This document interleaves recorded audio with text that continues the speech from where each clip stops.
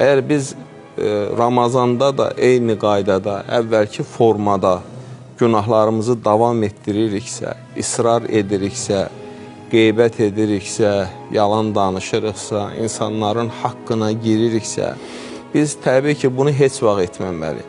Amma Ramazanda da bu məsələ üzərində işləyib nəfsimizi tərbiyələndirmiriksə, onda bu orucun biz yenidən hansı formada tutduq ona baxmalıyıq. Çünki burada yenə də bir çox hədislərdə davamlı olaraq vurğulanır. Misal üçün, oruclu şəxs kimsə özündən çıxararsa, ki, oruç bir qalxandır. Mən oruçluyam desin, deyirsin. Bəli, yəni o desin ki, mən oruçluyam. Çünki o mənada ki, biz yenə də gəlirik. Mən düşünürəm, Ramazan həm də bir azuqa ayıdır.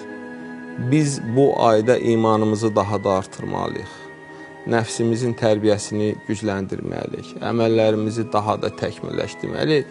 Və bu ayda yığdığımızı da növbəti günlərdə, növbəti aylarda öz əməllərimizdə təcəssüm etdirməliyik. Və o mənada bu olduqca çox önəmli bir məsələdir və biz davamlı olaraq nəfsimizlə mübarizə aparmalıyıq. Bir dənə də məsələni deyim, Quranda bir ayə var, orada da bu xüsusi vurğulanır. Deyir, filan kəsi gördünmü, nəfsinin istəyinə uydu.